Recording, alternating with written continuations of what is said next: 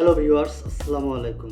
আমি আজকে আপনাদের সামনে নতুন একটা টপিক নিয়ে চলে এসেছি, যেটা আসলে আপনি সচরাচর এই টপিকটা আপনি খুঁজে পাবেন না।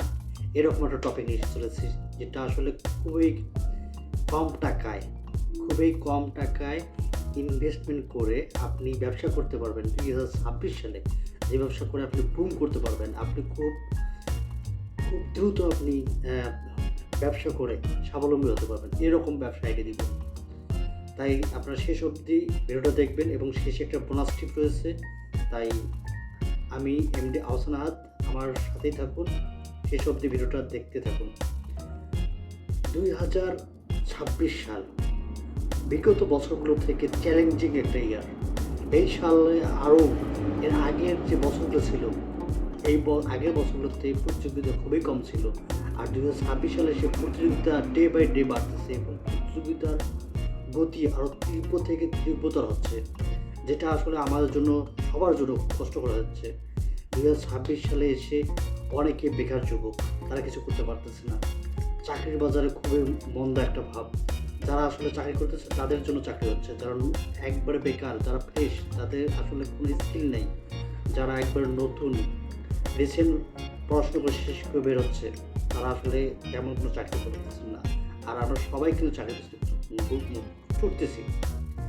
এর আলোকে আমি আপনাদের সামনে একবারে 3টে টপিক নিয়ে চলে আসবো। একবারে যে টপিকগুলো আপনাদের শুনলে এখান থেকে আপনি একটা সুন্দর একটা ব্যবসা আইডিয়া নিতে পারবেন। 1 নম্বর ব্যবসা হচ্ছে যে আপনার চালের পাইকারি ও খুচরা ব্যবসা। এই ব্যবসাটা একটা খুবই ইউনিক একটা ব্যবসা, কেননা এই ব্যবসাটা আসলে প্রত্যেকটা মানুষের, আপনাকে একটা বিষয় মাথায় রাখতে হবে। আমরা বাঙালি, আমাদের প্রত্যেকটা ঘরে ঘরে চালের প্রয়োজন হয়। তাই আমাদের এই চালের ব্যবসাটা খুবই খুবই, এখন যে পরিমাণ ব্যবসাটা চলতেছে, সামনে এই ব্যবসা আরও চলতে থাকবে, কেননা মানুষের জনসংখ্যা দিন দিন বাড়তেছে। আমাদের প্রত্যেকটা পরিবারে কোনো ব্যক্তি নেই যে কোনোদিন ভাত না খেয়ে থাকে। আমরা বাঙালি, আমরা 3 বেলা ভাত খেয়ে থাকি। তাই আমি বলবো যে আপনি এই চালের ব্যবসাটা করতে পারবেন। আর এই চালের ব্যবসাটা আপনি কীভাবে করবেন? 1 নম্বর হচ্ছে যে প্রথমে আপনাকে এই ব্যবসাটা করার আগে একটু মার্কেট রিসার্চ করে নিতে হবে। আপনাকে এই ব্যবসাটা কিছু বিষয়ে রিসার্চ করতে হবে। ব্যবসাটা কীভাবে করবেন একটু আপনাকে পর্যালোচনা করতে হবে। যদি কোনো পুরাতন ব্যবসায়ী থাকে তাদের সঙ্গে বসতে হবে। আপনাকে 8-10 দিন 15-20 দিন তাদের সঙ্গে ফিজিক্যালি দিতে হবে। আপনাকে বুঝতে হবে, তাদের সঙ্গে কথা বলতে হবে। সব ব্যবসায় আপনাকে চালের ব্যবসার যে গোমর রয়েছে, চালের ব্যবসার যে আপনাকে আদ্যপন্ত যে লাভ কীরকম হয়, লস কীরকম হয়, কোন সময় আপনাকে চালটা স্টক করতে হবে এবং চালটা কোথা থেকে আনতে হবে, এগুলো আপনাকে বলতে যাবে না। তাই আপনাকে এটা শেখার জন্য আপনাকে কৌশলে তাদের সঙ্গে টাচে থাকতে হবে এবং তাদের ব্যবসাটা পর্যালোচনা করতে হবে। তাহলে আপনি দেখবেন যে ব্যবসাটা থেকে অনেক ধারণা পেয়ে যাবেন। তারপর আমি বলতেছি, আপনি যদি পাইকারি ব্যবসা করেন, তাহলে আপনি ট্রাক যুগে আপনাকে 1 ট্রাক করে মাল নিয়ে আসতে হবে। আপনি পাইকারি ব্যবসা করতে চাইলে আপনি এজন্য আপনাকে বড় বড় যে মিল কারখানা রয়েছে এগুলোর সঙ্গে যোগাযোগ করতে হবে। আর এগুলো যোগাযোগ করার জন্য এখন তো খুবই ইজি প্রসেস। আপনি অনলাইনে সার্চ দিলে আপনি তথ্য পেয়ে যাবেন। এর জন্য আপনাকে তথ্য পাওয়ার পরে আপনি প্রয়োজনে কন্ট্যাক্ট করে, তাদের হেল্পলাইনে কন্ট্যাক্ট করে, তাদের সঙ্গে কন্ট্যাক্ট নাম্বারে যে আপনি ওয়েবসাইট, তারপরে আপনার সোশ্যাল মিডিয়াতে যে ওদের কন্ট্যাক্ট নাম্বার থাকবে, ওই কন্ট্যাক্ট নাম্বারে আপনি যোগাযোগ করে তারপরে আপনার সঙ্গে ফাইনাল ডিলে দিতে পারেন, বা আপনি ফিজিক্যালি যেয়ে তারপরে সিদ্ধান্ত নিতে পারেন। এর জন্য আপনাকে প্রথমে কুষ্টিয়া, নওগাঁ, দিনাজপুর এই মিলগুলোতে যেতে হবে। আর আপনি ব্যবসা করার আগে এই থেকে আপনার ট্রাক যুগে যখন মালামাল নেবেন, চাল নেবেন, তখন আপনি এখান থেকে চাল নিয়ে আপনার যদি ওই রকম মন-মানসিকতা থাকে, ব্যবসাটা বড় করে করার মন-মানসিকতা থাকে, তাহলে আপনি আপনার নিজের ব্র্যান্ডিং তৈরি করে আপনি এই চালের ব্যবসাটা করতে পারবেন। আপনাকে চাল চিনতে হবে, নাজির চাল, তারপর মিনিকেট, তারপরে 14, অনেক ধরনের চাল আছে, 29, 28, এই চালগুলো আপনাকে চিনতে হবে। কোন চালের কত দাম, আপনাকে বাজার আপডেট রাখতে হবে। আপনি এই চালগুলো কিনে আপনি আপনার প্যাকেটিং করে, আপনার ব্যবসার নামে প্যাকেটিং করে আপনি এই চালের ব্যবসা করতে পারবেন। আর খুচরা ব্যবসায়ী, খুচরা যদি আপনি বিক্রি করতে চান, এটা তো অহরহ। আর আপনার যে এলাকা আছে এটা তো আপনাকে খুচরা বিক্রি হবে, কিন্তু আপনাকে এই ব্যবসা করতে গেলে আপনাকে আরেকটা বিষয় মাথায় রাখতে হবে, এটার কিন্তু বাকির পরিমাণ একটু বেশি হতে পারে যদি আপনি আপনার নিজস্ব এলাকায় দিয়ে থাকেন। তাই আপনাকে চেষ্টা করতে হবে বাকির পরিমাণটা যেন, যে বাকিটা না গেলে নয়, যেটা বাকিটা গেলে আপনার যে টাকাটা রয়েছে, টাকাটা যেন আপনার সময় মতো টাইমলি উঠে আসে, সেই কাস্টমারকে আপনি বাকি দেবেন। আপনি কাস্টমারের সঙ্গে ভালো ব্যবহার করবেন, তাদের সঙ্গে ভালো সম্পর্ক রাখবেন, দেখবেন যে ব্যবসাটা আপনি ভালো কিছু করতে পারবেন।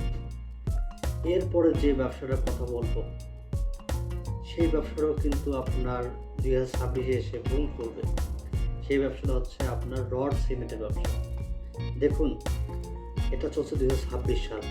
বিগত যে বছরগুলো রয়েছে তার তুলনায় 2026 সালে এসে আপনার রড সিমেন্টের প্রয়োজন আরও বেশি পরিমাণ প্রয়োজন হবে।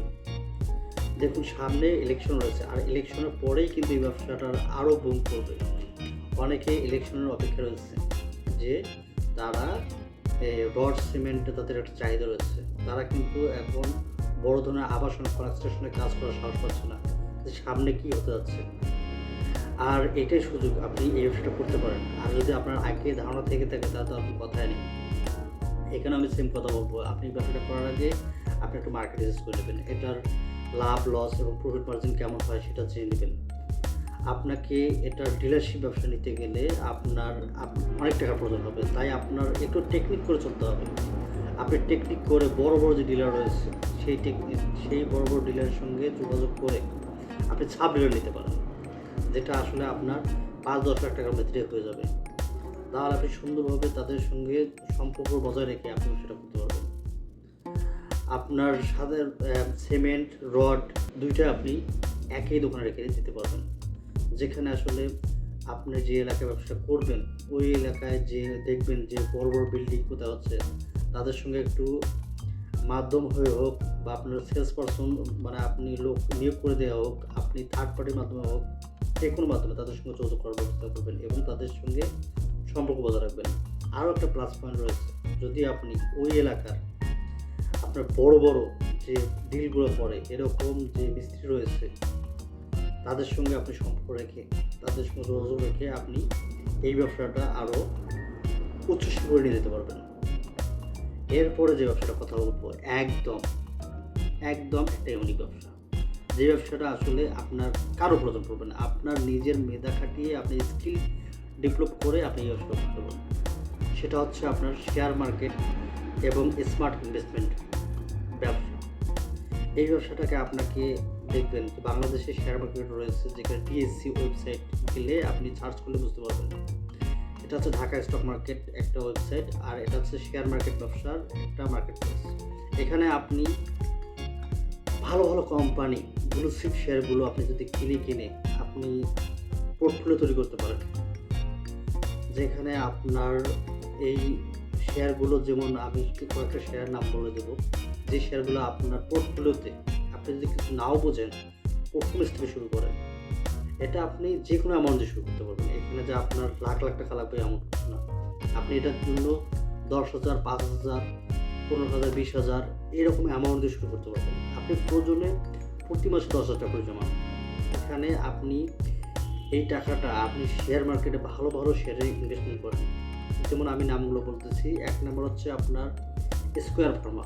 বিগত যে এর আগের যে ডাটা রিপোর্ট রয়েছে, আপনার বিগত যে ডাটা রিপোর্ট রয়েছে, যারা আগে মানে হিউজ পরিমাণ আপনার 1 লক্ষ বলেন 10 লক্ষ বলেন এরকম টাকা ইনভেস্টমেন্ট করেছে, তারা আজকে অনেক টাকা গেইন করতে পারতেছে। তারা তাদের পোর্টফোলিও অনেক টাকার পরিমাণ হয়ে গেছে।